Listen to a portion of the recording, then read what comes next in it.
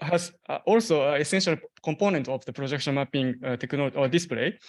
So we consider that, so we try to also design the projection surface to realize a better projected image quality. So this kind of end-to-end optimization framework is, so we are very interested in this kind of framework. So I'd like to introduce several, some part of our research projects which based on this concept. So first, I'd like to show you some result of the surface design or optimizing surface for the projection displays. So this is not good. Give me a second.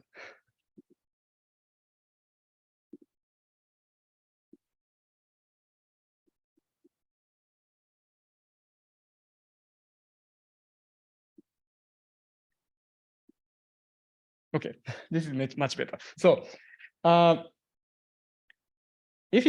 so this is so in this research we want to increase the contrast of the projected result. So if you project an image onto the surface, so this is image showing the white paper, and on the white paper we printed this pattern. So white is not printed, but the black box in a printed paper. And this is projected image, almost same appearance, but this is projected black. And as you can see, this is projected black and this is printed black. And you can see, maybe you can see that the projected black is very black and printed black is a little bit black.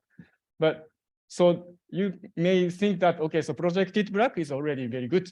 But if you superimpose these two images or overlay these two images, then we can find that the overlapped area becomes much darker than the other two areas. So this means that if we want to make if we want to realize or how can I say display a very high contrast image, then projected content and as well as the surface the reflectance pattern should be also optimized according to the projection image. So, sorry, this is so this is one of the results of our research. So we project maybe here. This chart image is the target appearance, and we print out this chart image on a sheet of paper and project an image onto this printed paper. So the top left image shows this or superimposing result, and on the top right image is projecting this texture onto a white screen. This is just a projection image, and this is a printed chart image under uniform illumination. So, and we capture it using different exposure time. Then you can see that this projection only and printed only appearance becomes washed out very quickly, but still we can see still some details in the dark area in our method. So this shows that we can realize a very high contrast result. And maybe this is one of the application. So still my age, in my home, there are some pictures, printed pictures, not on iPad. And these printed pictures can be more highly realistic by projecting some patterns onto it like this.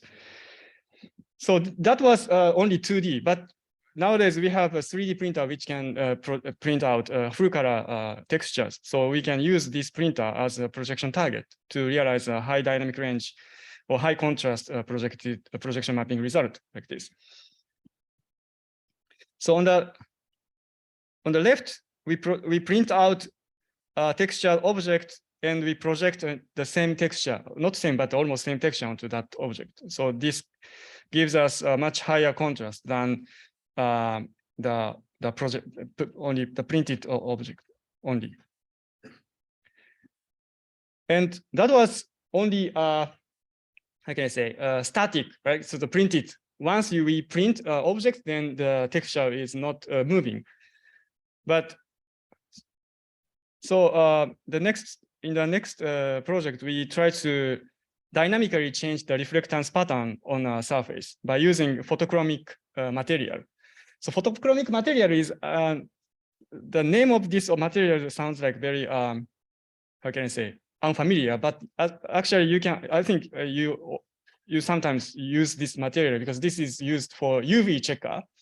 So if you have a UV this tool, you go outside, then the UV checker changes its color, and you go out inside, then this UV checker also changes the color. So to see how much the UV light is illuminated onto your body, and this material. So by using this material, we think, okay, we can change the reflectance pattern or spatial reflectance pattern on a surface.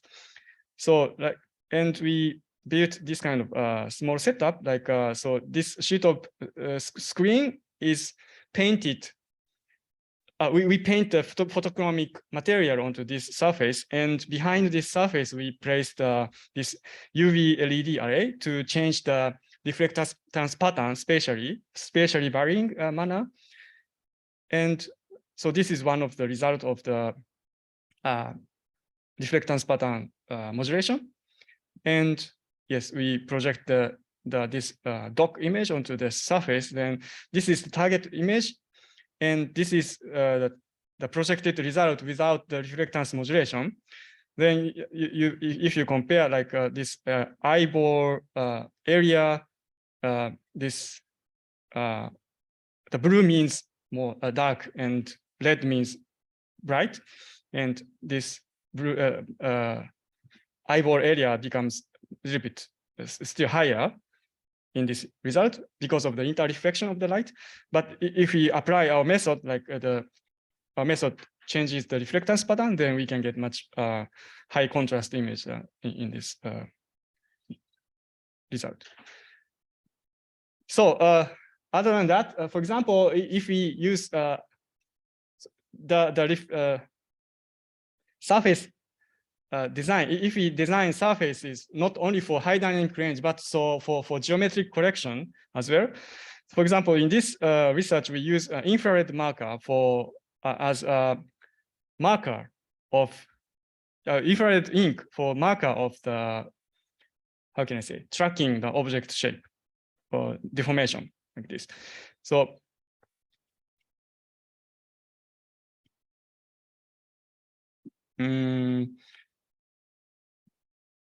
so if you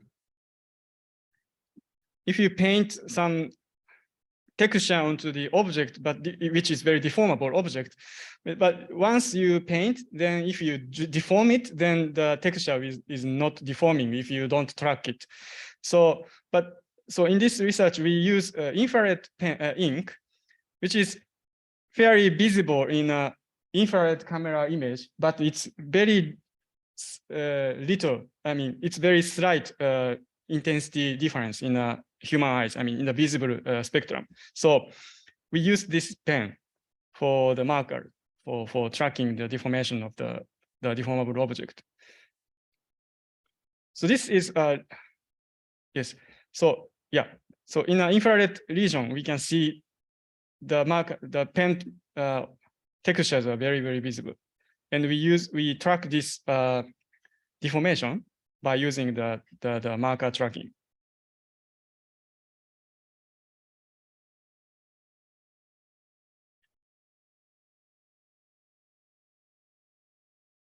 So according to the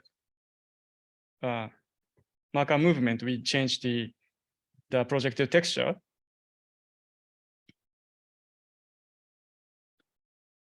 Yeah. So that was a more passive style, but we also do more active marker embedding. We embed some IR light inside of the IR light sources inside of the projected object. So, and we actively modulate the IR pattern, IR light pattern like this. But we didn't embed IR LED inside of the object, but we actually embed the optical fiber, and we place a IR LED on the bottom of the object, and the IR light from the IR LEDs guided through the optical fiber to the object surface, the surface of the object. And this optical fiber can be printed out from a multi-material printer, a 3D printer. Oh, okay. So this is the object, and on the bottom of the object, we make a holes for putting the IR LEDs on the bottom. Because this is IR light, we cannot see it in our eyes, but of course the computer vision technologies can track this marker.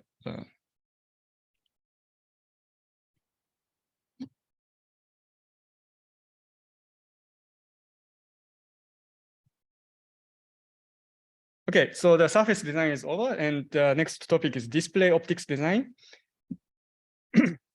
So the first one is extended depth of field projector by fast focal speed projection. So we place liquid lens in front of a projector.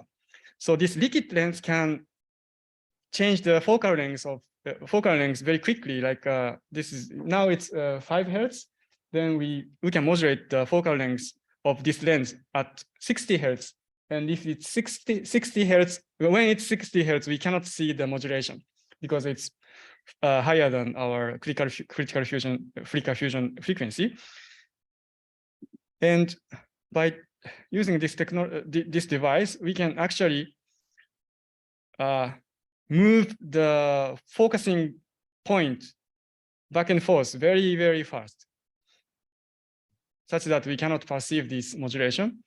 So like this. And actually this modulated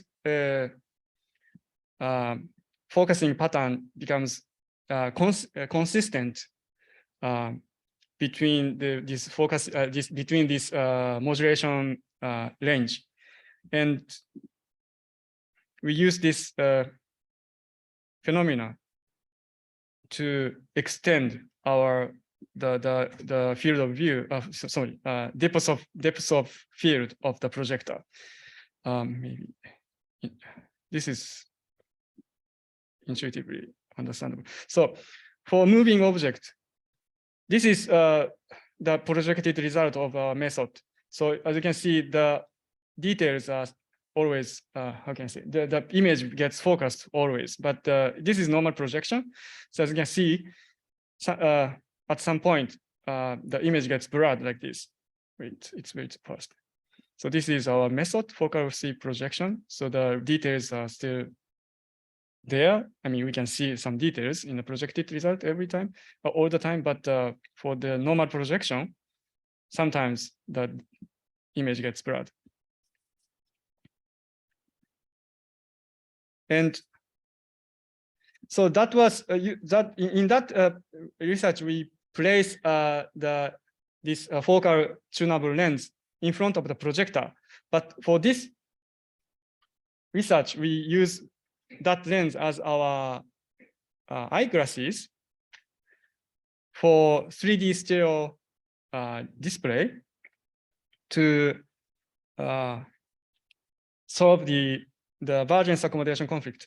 So in a normal 3D projection mapping technology, like so in this case, so the liquid crystal shutter is used to give different appearance of the projected image for each eye to give a stereoscopic view like this. But of course, there is a divergence accommodation conflict because human eyes focus on the surface, but the displayed object, the depth of this display object here. So this discrepancy is not good for our perception. So we place this ETL, focus tunable, electrically focus tunable lens in front of our eyes, and then we can change the focusing point of the view by modulating this lens very quickly. So, in doing this, so we project so the synchronized projector projects this object, this image synchronously to the ETLs and LC shutter. Then we can get a stereoscopic image projection without having the variance accommodation conflict.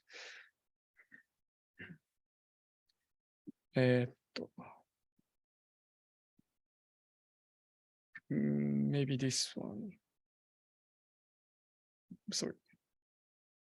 Okay. So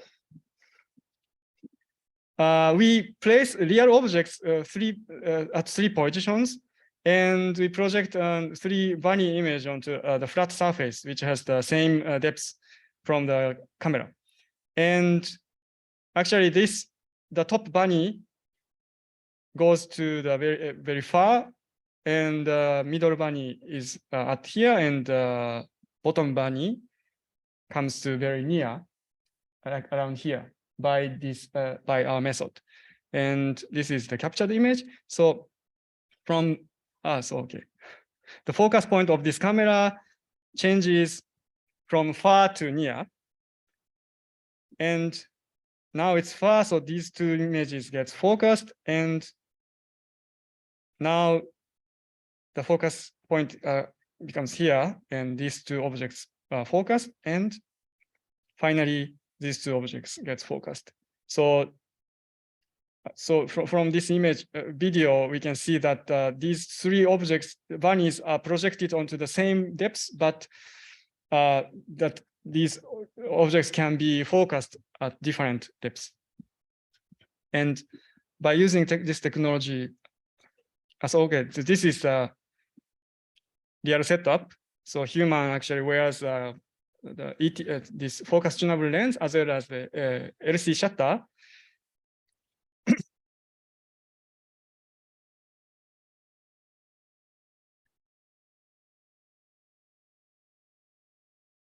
So when you look through this system, you can see the bunny like this, and we check the how can I say, the perceived distance using this device. Then we find that using our method, the perceived distance becomes much correct. I mean, accurate, more accurate than normal 3D stereoscopic projection display. So yeah, the error becomes very small. Okay, so the next topic is again so different than the focal length stuff, but this one again geometric correction. So maybe some of you knows this technology, light pen, which is the great invention by Ivan Sutherland, like a very early stage of the touch pen. So the light pen, this is the principle of light pen. So this is a CRT monitor, and CRT monitor actually draws an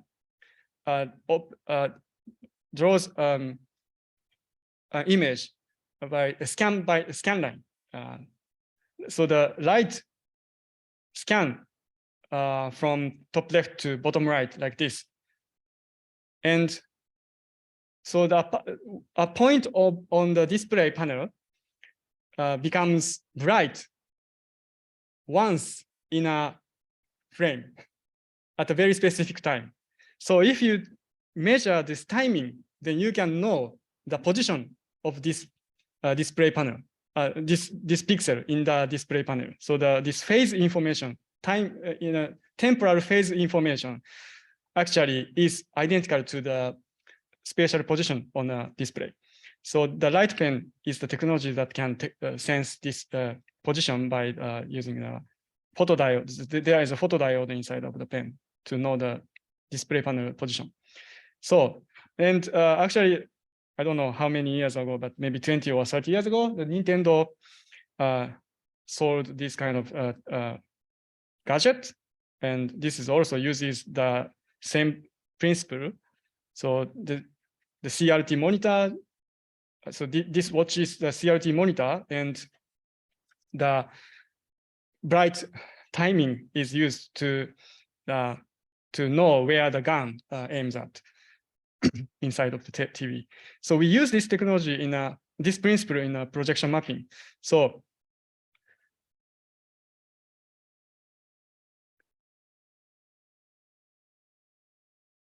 like this, so we can display, or we can project some images. I mean, fit the image onto the bunny, even if the object moves or the projector moves. And this was done without using the camera, because we use this light pen technology. So, okay, so actually we are using this laser scanning projector, and laser scanning projector actually scans a laser beam from top left to bottom right like this. So, and we place a photosensor on a projector surface, then we can know the position of this photosensor from the time information.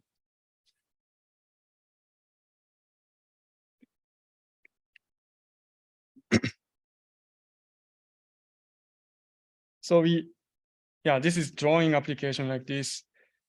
And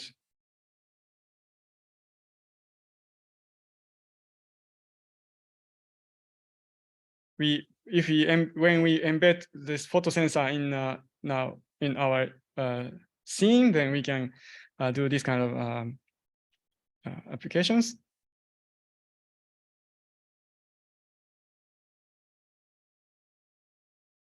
Yeah, and stitching. And we also use this technology for drone projection stuff. We place a laser projector on the drone, and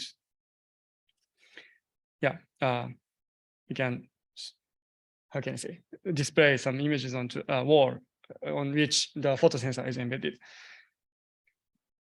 Okay, so the last topic is perceptual hacking. So the cross-modal, we are interested in the cross-modal, can I say, phenomena. Probably the Anatol, the keynote speaker, also mentioned about it. I'm not sure, but maybe he is the inventor of this cross-modal stuff. And the cross-modal perception is perception that involves interactions between two or more different sensory modalities in a brain. So for example, if you touch a surface and if you feel it's smooth, but maybe if the texture of our hand becomes like this, then probably the brain was hacked by this projection image. Like then we feel that, okay, maybe the surface becomes rough. I'm not sure, but maybe, I don't know. But, or if we change the texture of our hand, then like this, then we may feel that the surface becomes bumpy.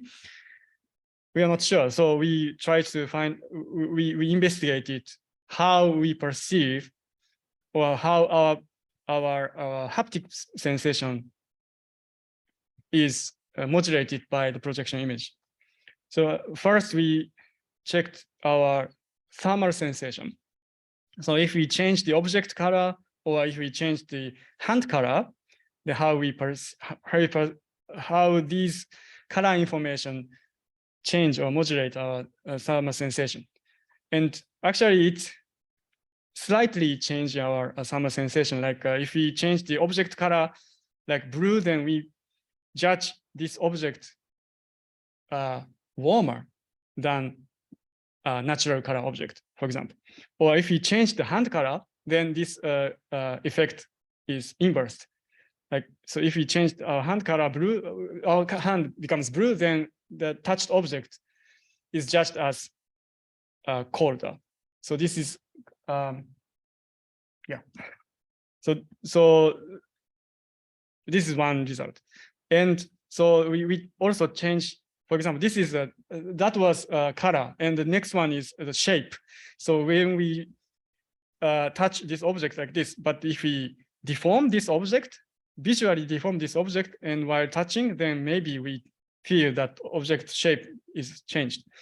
And this is one of the projected experimental result. So physical shape is like this, and we modulate the shape like this. So the virtual shape is like this.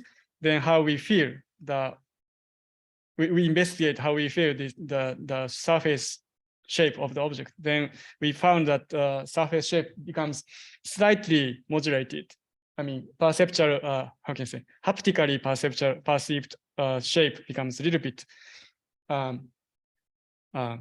biased up towards the visual information. And another example is softness perception. So when we push a soft object and the textures gathers towards the pushing position, right?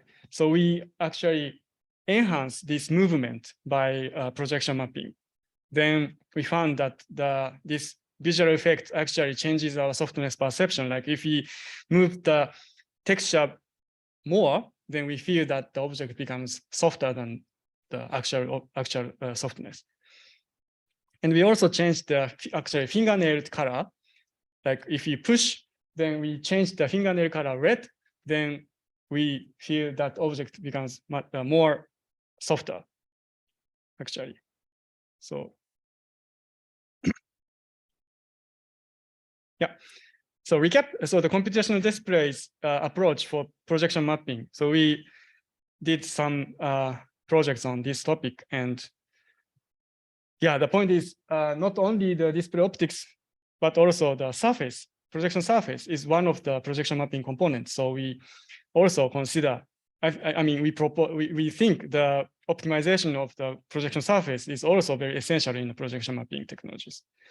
So, but until now, I'm talking about different technologies for realizing or for increasing the projected image quality. But I was always thinking that, but is it really natural or not? I mean, I think it's, if you see the projection mapping in a movie or in a photo, it's really great, or it looks like very cool, or it's very beautiful.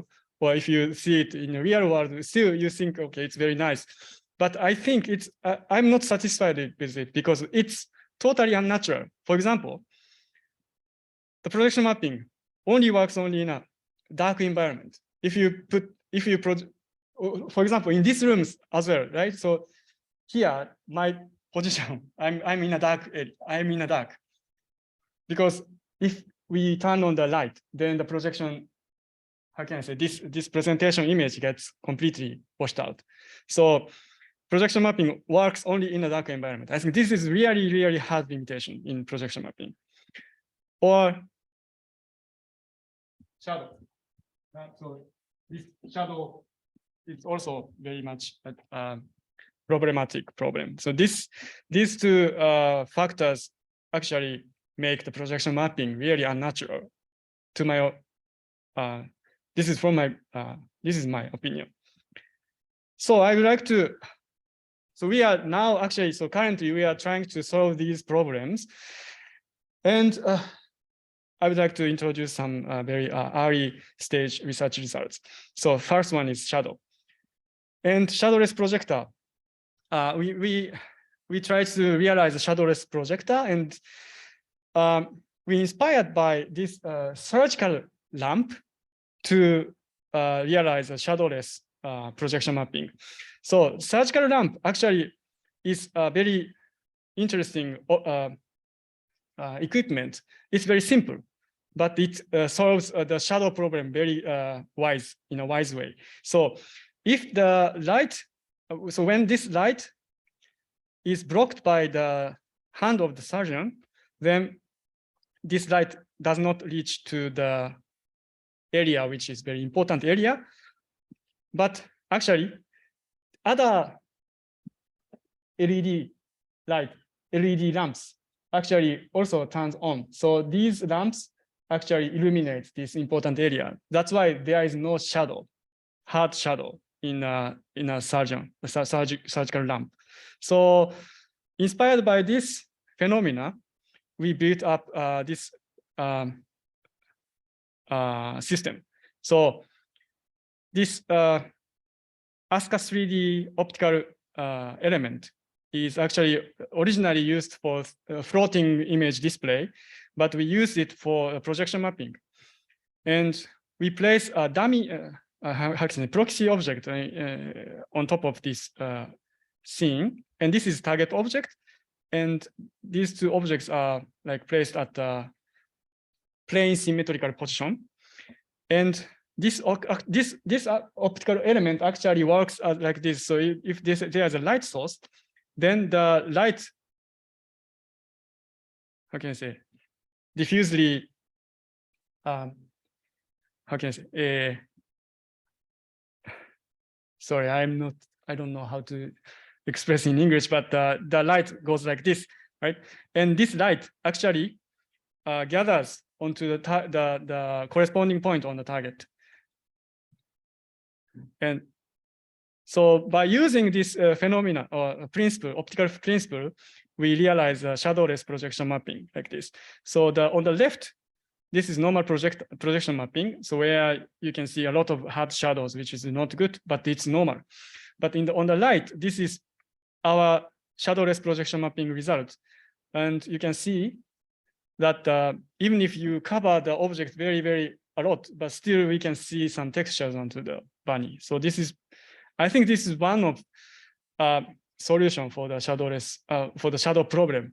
But I would like to say this has a lot of limitations. For example, if you have to have a large space for this target object, so you need a big box, you know, over the projection target. So this is one of the limitations. Or this target object cannot be moved at this moment.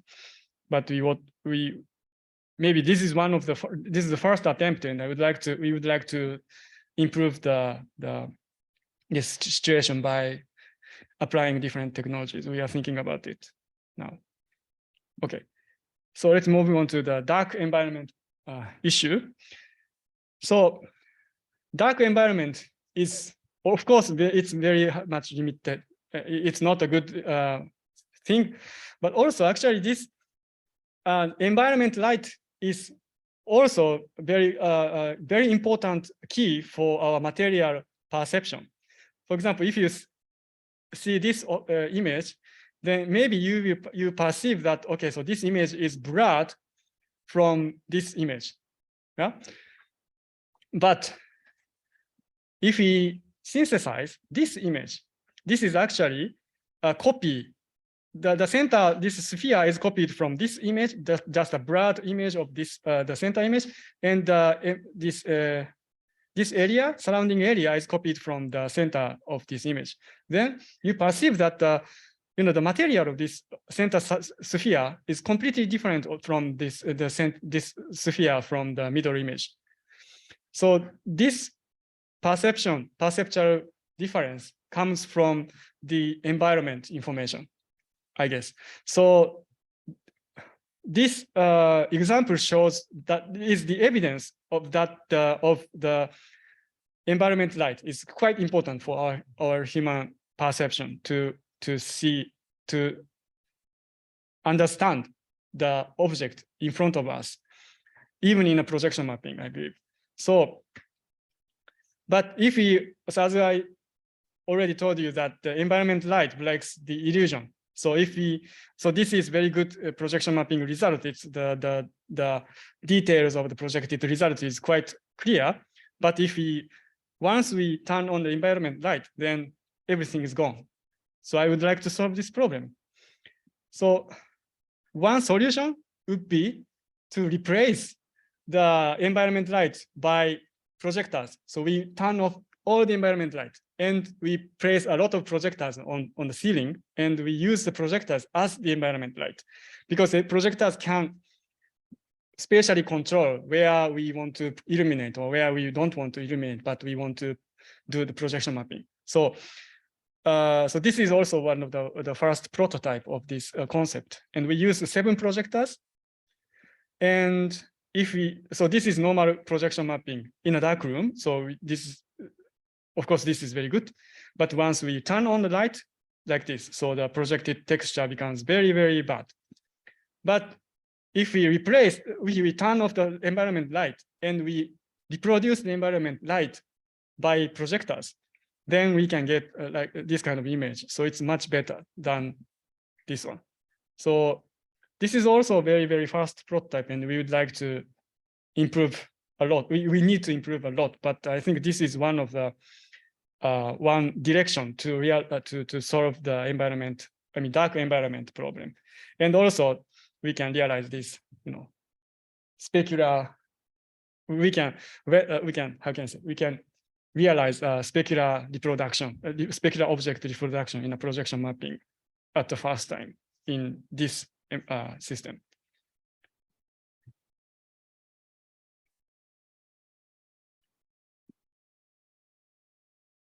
And so that concept, actually this concept is not only for the material reproduction, but I think, or the dark environment problem, solution for the dark environment problem, but also we can use this, how can I say, replacing the environment light with the projectors can be also used for other applications. So for example, if we, so this is, we use the electrically focused tunable lens as our eyeglasses, and using a projector as an environment light, then we can actually modulate the spatial resolution, or how can I say, spatial frequency of the real world by combining these 2 technologies. And yeah, so this is focused tunable lens, and we use these lenses as eyeglasses. And yeah, this is a simple principle. Oh, sorry, this is so.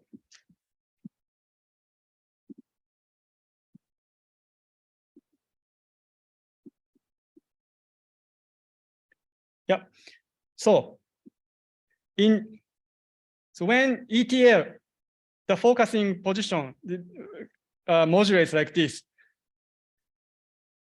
and we use high-speed projector to illuminate. I mean, this is a synchronized high-speed projector as the illumination of the scene, and we illuminate the scene like this. So wait, okay. First, oops, sorry.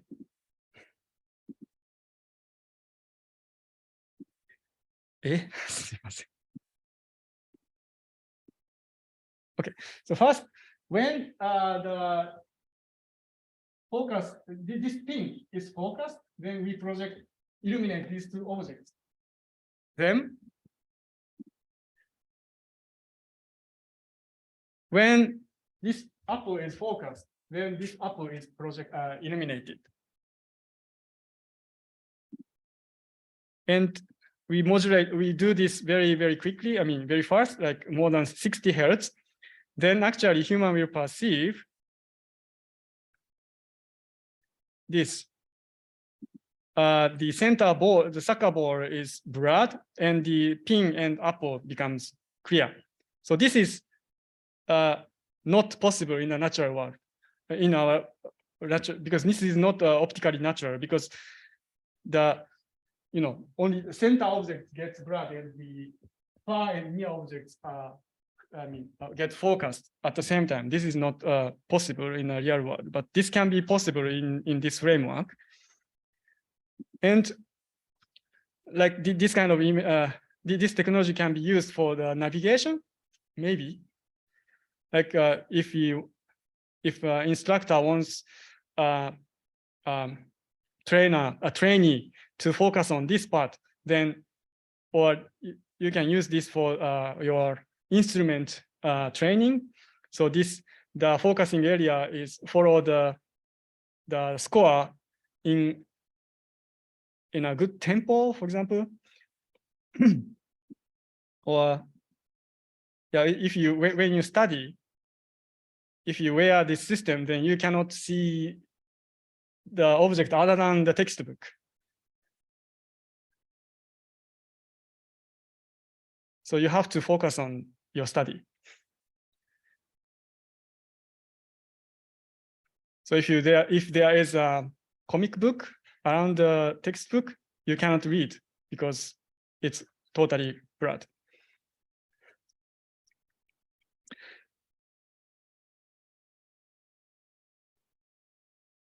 Okay, so maybe I think this is time, right? So there are several applications, but I think it's better to have a question at this moment. So yeah, thank you. Thank you, Yoi Sensei. It's so impressive presentation. Okay, now it's time for the question. So actually, I have one question. Actually, for me, yeah, Yoi Sensei's work is always, how can I say, you select the unique, how can I say, good hardware. Some actually, hardware design is so unique for me. So I'd like to ask you, how can you come up with the sort of hardware design? For example, ink, lens. And also, I forgot, for the shadowless project that you use some special plate or something. How can you come up with such kind of idea?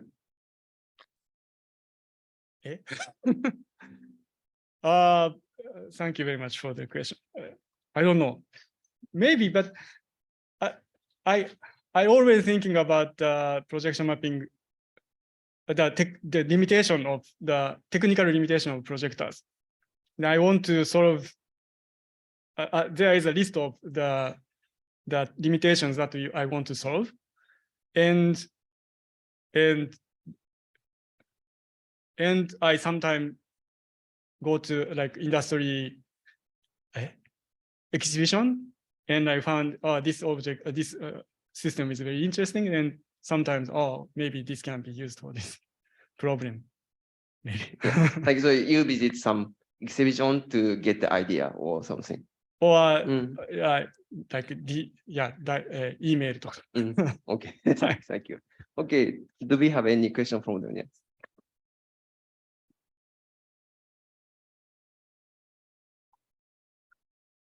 Thank you for the exciting presentation. I have two questions. One, in the example of where you replace the ambient light with a bunch of projectors. Yes.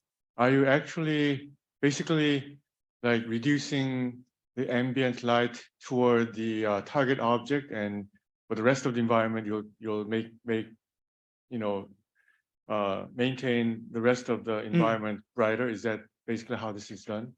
Yes, that's right. Yes. And so my second question is, you showed a lot of examples of like embedding some kind of a marker or LED on the object. Yes. For the purpose of tracking it. Yes. Is there any reason you took this approach instead of using, like depth sensors and, SLAM and all that? Is there a particular reason for that? Yes. For the first question, so that's true. So actually, if we turn off the texture onto this object, and then this object becomes very, very black. So this means that all these illumination is done by projector. Yes. And the second question, regarding the second question, why we use this kind of infrared marker other than using, other than the SLAM or the other technologies, because I think there are some research using this kind of the SLAM or other markerless technology to realize the projection mapping. But I think, especially when we use multiple projectors, then the overlapping area. So for multi-projection mapping, I think the most difficult part is this geometric correction, because even if a slight misalignment occurs, then we immediately perceive there is a overlap or a seam between two projectors. So the geometric alignment should be really, really accurately done. So that's why I use the marker-based technology. Thank you.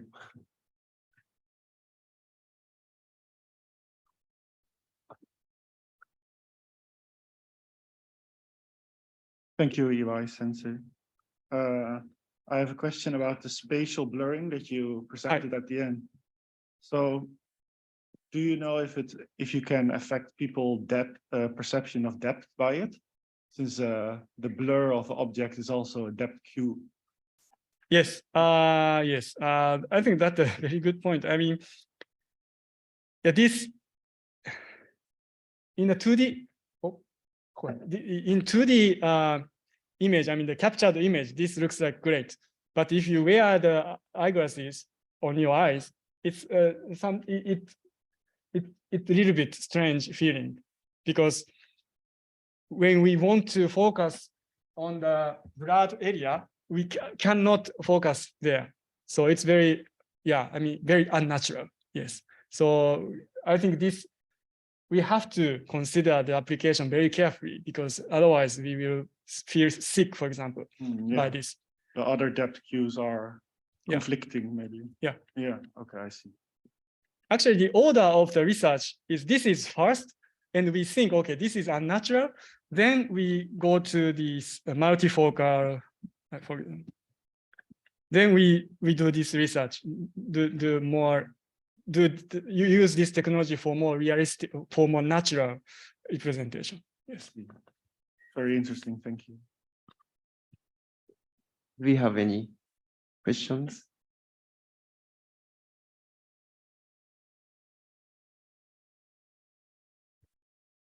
Thank you, Joyce. It's a great talk. And I'm curious about the IR marker for the object.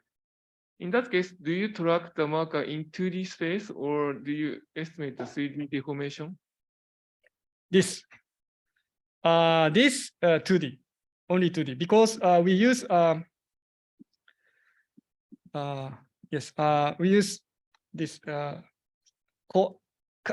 coaxial projector camera system. So we don't need the 3D information for this research to align the projected image onto the object. Yes. Okay, thank you. And I have one more question. It's okay. And I'm also curious about the multi-projection mapping system. And do you have any knowledge how to arrange the multiple projector to cover the this kind of room? You mean the placement of the object projector?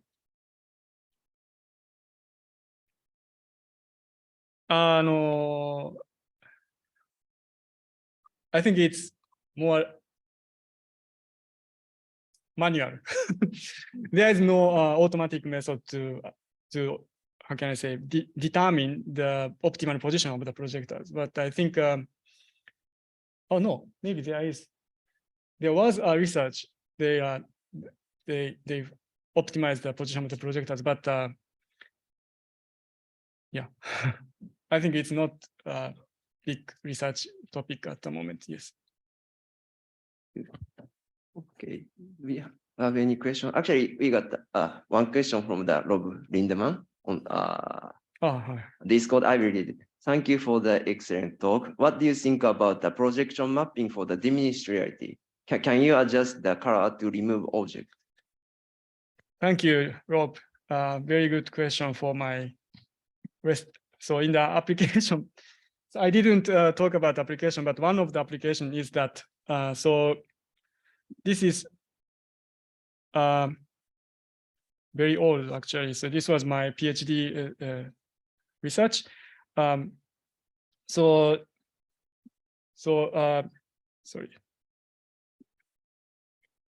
So we diminish the book actually to see through the, how can I say, pile of the books from the top to the bottom to make the book search easily. Yeah. So this actually changed the to diminish the existence of the real object by using projection mapping technology. Yes. Thank you. Do you have any questions, comments? Okay.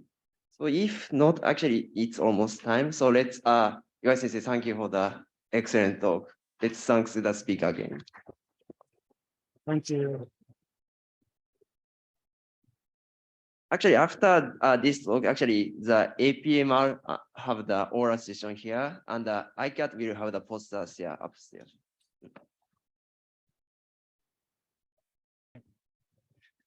Hi, Rob. Can you start your sharing of promotion of VRST Yes. 2023? Yeah, I'm happy to. So can I share my screen?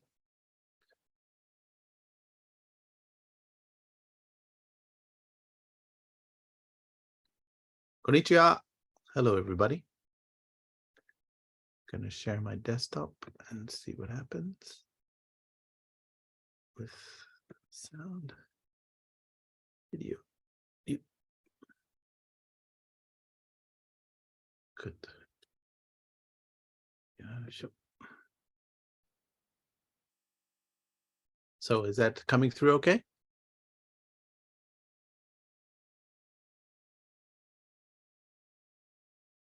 I will assume that it's coming through okay. Sorry, we can talk both of us at the same time. So Okay, so you can hear me okay. That's fine.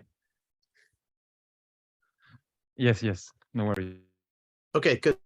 So hello, everybody. I'm Rob Lindemann, and I'm thankful to the organizers for allowing me to give you a little teaser about the next ACM VRST conference, which is going to be held in Christchurch in New Zealand. And the tentative dates are the 9th through 11th of October of 2023. So in case you don't know, New Zealand is pretty far down in the world. And Christchurch is on the South Island of New Zealand, right in the middle of the South Island. The country itself, we only have 5 million people, and 1.7 million of those are in Auckland. Christchurch, where we're going to be, has about 400,000 people. And there's about 30 million sheep in the city, in the country, and about 12 million cows. So we're severely outnumbered by the livestock. And the other important things to remember is that there are lots of hobbits in New Zealand, and only a few orcs. So it's a pretty safe place. So why Christchurch? So it's as I mentioned, it's the largest city on the South Island. It has a really good international airport with connections to one-hop connections to major cities, and then two-hop connections to the wider world. The airport's very close to the city center. It's only about 15 minutes. There's lots of accommodation options, 3 to 5 star hotels, Airbnbs, even youth hostels, and what we call backpackers. So there's lots of accommodation types. And then I think really importantly, ICMAR is going to be the week after VRST, as is SUI. So SUI and ICMAR are going to be co-located in Sydney.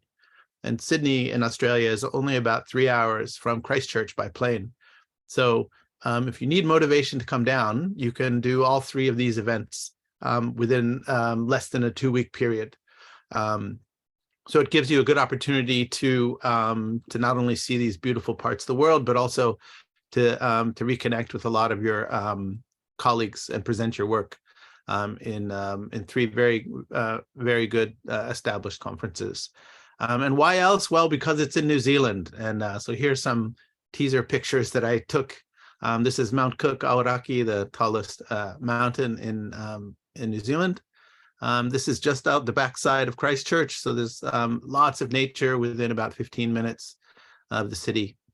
And this is a picture I took when I was out geocaching. Some of you know that I go geocaching. So this is a just beautiful, beautiful forest area. And as you know, there are some other creatures in New Zealand. So it's really famous for Lord of the Rings.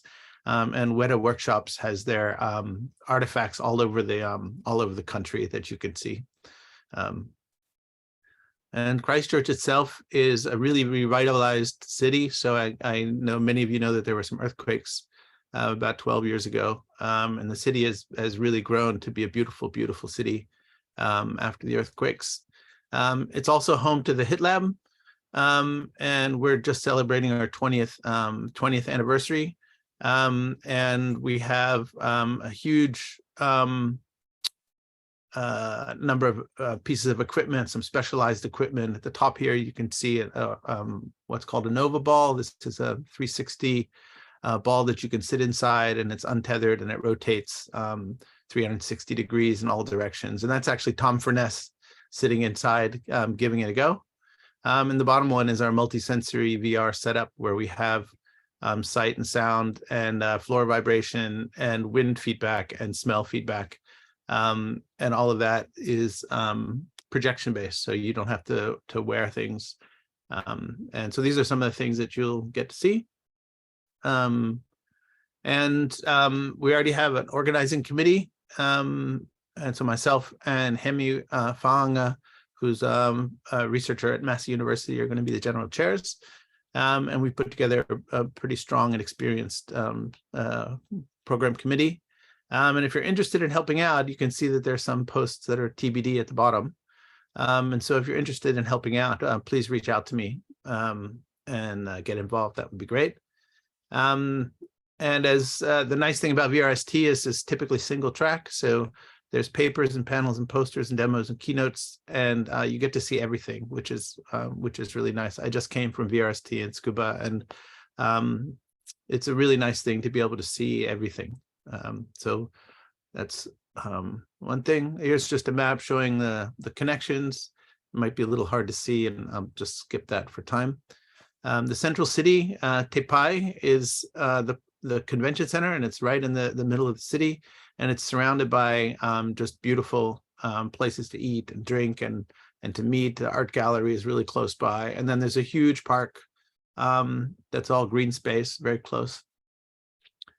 And this is what Tepai looks like from the outside. Is just completed last year. It's a beautiful, beautiful facility. And then New Zealand itself, there's just so much stuff to do outside. And everything from crazy sports that Kiwis do to really relaxing times and shops and things. So I'll skip these a bit. There's also really nice hot tubs, hot springs about an hour and a half north, which a lot of people go to. And so I'm going to play a short video. Hopefully this will play and you can see this. Kia ora. Find your space in Ōtautahi, Christchurch. In New Zealand's second largest city, you'll find space for every business event. Open air and wide open spaces, room to think and room to be free. Just 20 minutes from the international airport, you'll find a remarkable range of world-class venues and facilities. Choose from classic heritage to cutting-edge modern, intimate to immense. There are more than 2,500 CBD hotel rooms to select from, countless bars, cafes and restaurants to enjoy, all just moments away from each other, on foot or on two wheels. Find a space where you can go from brainstorming to boating, conference to culture, boardroom to blue skies, and trade show to trailblazing. Find a place that meets the changing needs of business events. Find your space. Find Ōtautahi, Christchurch. Okay, so just in closing, everybody should learn a little bit of Te Reo Māori, so the Māori language. So you heard in that video, kia ora is what everybody says when you meet somebody. So you can all try that in the room. Kia ora. And I'll listen. Oh, I can't really hear. Okay, try it one more time. Kia ora. And I'll just assume that you did it. So again, it is pretty far. So in order to help entice you to come, so we're really coordinating closely with ISMAR and SUI so that the submission deadlines and that the conference dates line up very well to maximize submissions, and so everybody can come down. It is far, so bring your family, stay as long as you like. And this URL at the bottom, if you want to take a picture of it and look at it later, this is a 360 video that I shot in a lot of really beautiful, relaxing places throughout not just Christchurch, but all of New Zealand, in the forest and by the ocean and so on. And so if you look at this in a VR headset, because we are VR researchers, then you'll get a nice kind of feeling for what it's like in New Zealand. And so, yeah, I hope that you can start preparing your submissions and join us in Middle Earth for ACM VRST in October 2023. Kia ora. Thank you.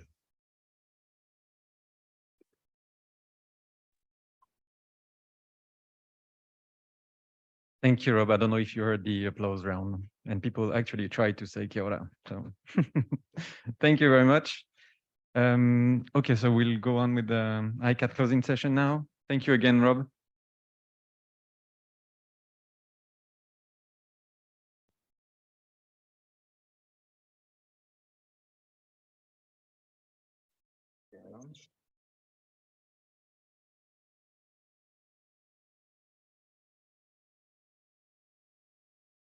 I guess.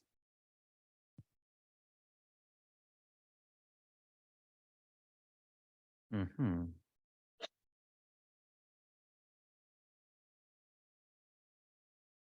Yep. Yeah, I think you maybe have to switch your.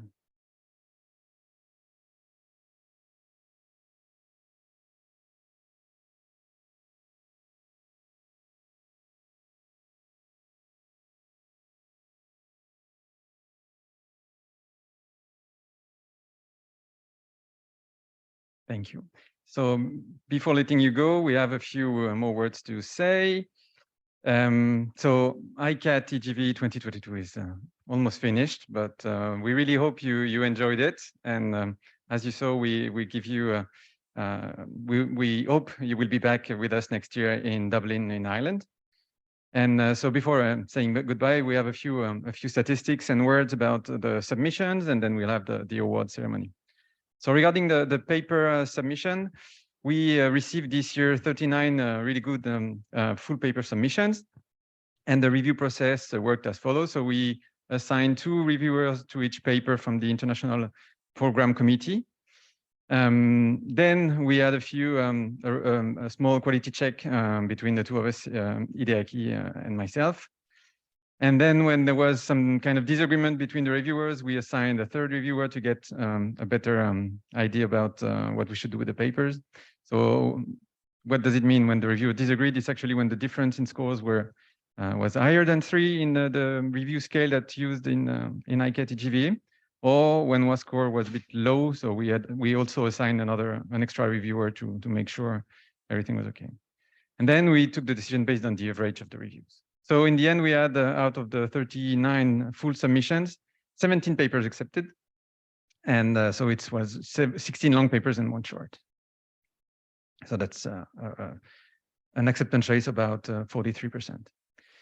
And before saying the same about the posters and demo, I would really like to give a big thank to the International Program Committee, because as you realize, probably the deadline was extended multiple times for ICAT-EGVE this year. And so they had a shorter amount of time to do their reviews. So I put all the names here so that we could give them a big round of applause and thank them very much for their work for the community. So just a bit of applause, please. Thank you very much, and thank them. So regarding the posters and demo submissions and statistics, there were 17 poster submissions. Actually, 7 of them were papers that were from the paper track that we proposed to resubmit to the poster track, and 10 direct poster submissions. So the review process worked more or less like the papers. There were 2 reviewers from another international and domestic program committee to review the posters. And as for the papers, when there was a disagreement or when needed, a 3rd reviewer was assigned. And again, the decision was based on the average score of the reviewers. So in the end, there were 15 posters accepted. And regarding the demos, there were 14 demo submissions, and in the end, 13 were accepted, and 1 was invited from IVRC. And now is the time for the award ceremony of ICAT-EGVE this year. And for this, maybe I'll give the microphone to Hideo Sensei, if you like. Thank you very much. Okay. Hi, my name is Hideo Saito. Actually, I'm the honorable general chair, but most of the thing is done by actual general chair, Maki Sugimoto. Thank you very much for organizing. But by the way, I'm standing here for introducing awards. So first of all, next slide is okay. Yeah. Okay. Yeah, here. Yeah. This one is a poster demo awards.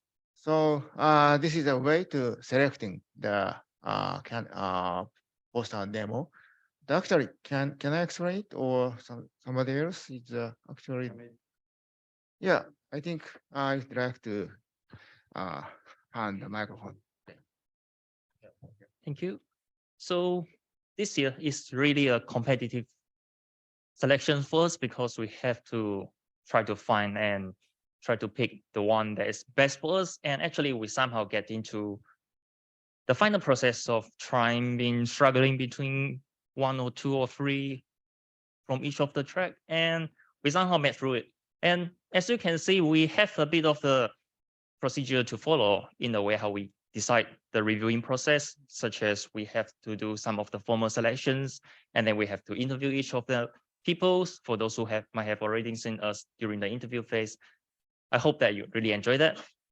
And yes, so to not further ado with that, I will go to the most interesting sessions for today. So please read out your attention. And we have lyrics into Cityscape, a mixed reality system for appreciating lyrics projected onto the cityscape while walking. And we have Rin Izumi, Shuhei Kodama, and Tokiichiro Takahashi. And could you come to the stage for the awards if you are here? Nope. So maybe we will keep that for you and make sure that you come here if you've seen this. So next, we will move on to the Best Demo Award, and let's do it again. And we have prototype to control the mid-air CG character using motion capture data of a plush toys, and that's for Miyu Fukuoka, Shohei Ando, and Naoya Koizumi. And if you are on here, please come to the stage. Yep, we have the people.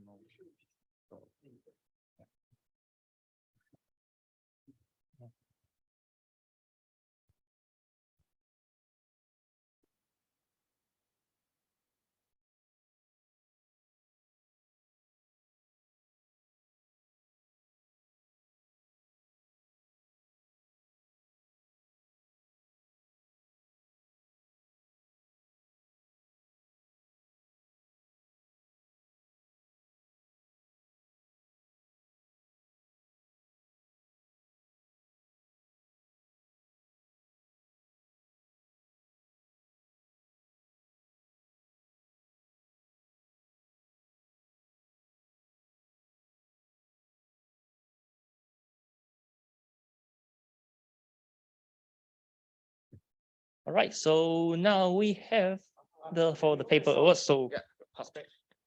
Okay, next, I'd like to show the paper awards. And let me introduce those award committee members. One is Dennis Kalkofe from TU Graz and Flinders University.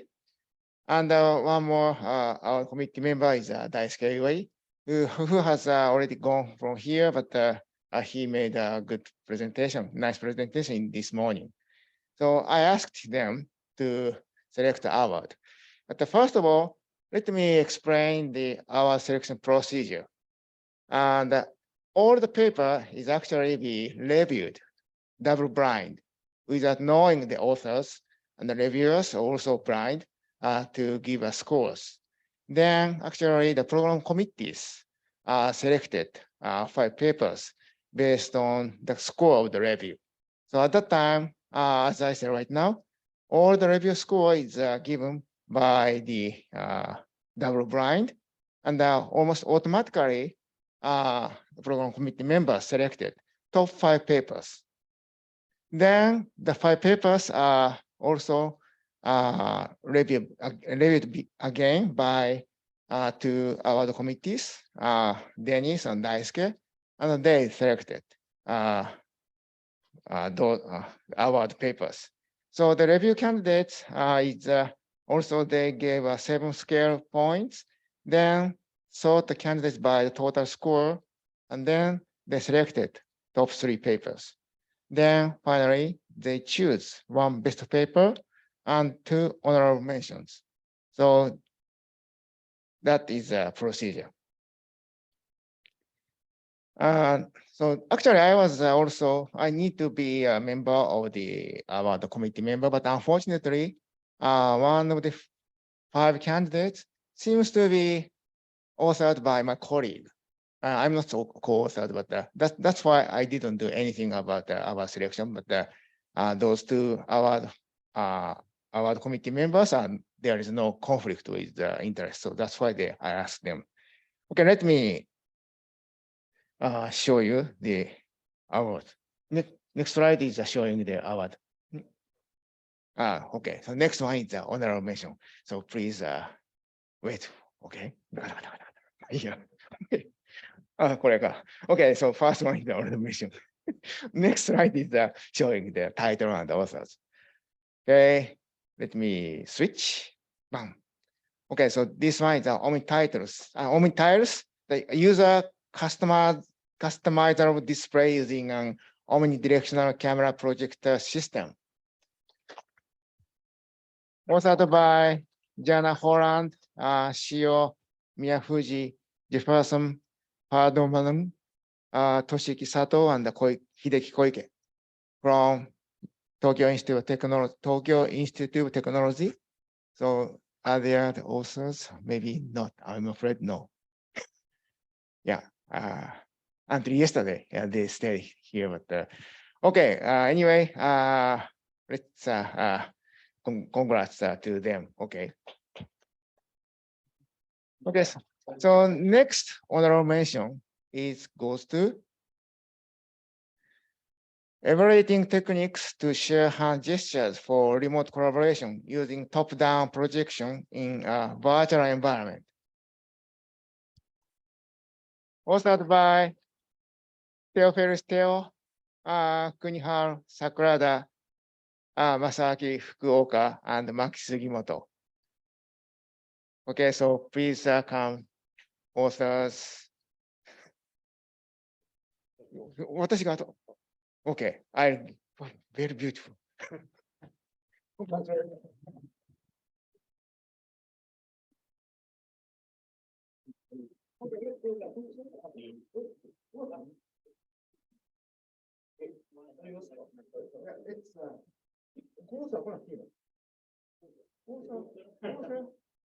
They are also closer.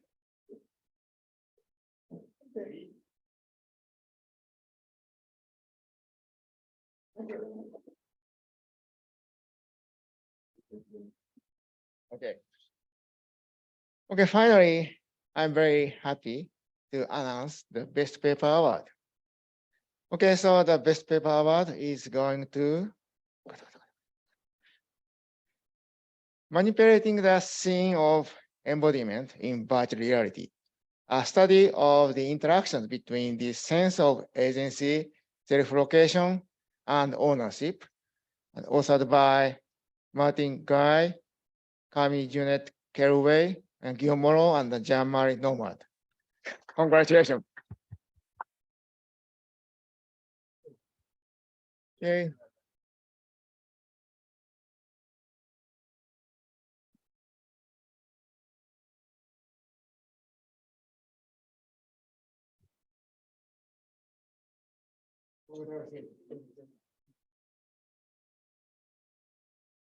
Let's take like.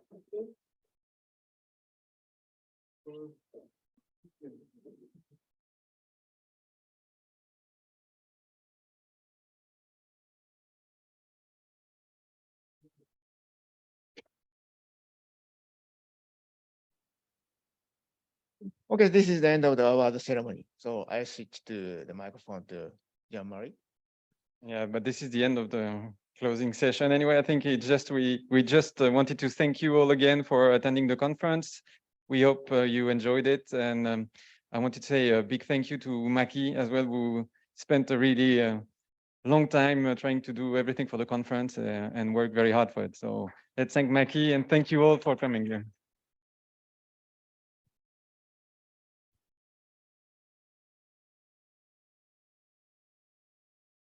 It's okay. I think it's over. Now we can, unless you want to say something, Maki. Okay, thank you very much for your participation to ICAT-EGVE 2022. And yeah, I think this is a conclusion of all about ICAT-EGVE. And still, we have APMA in the afternoon. So yeah, if you want to yeah, participate APMA, then please come back to this venue. Okay, thank you very much for your participation.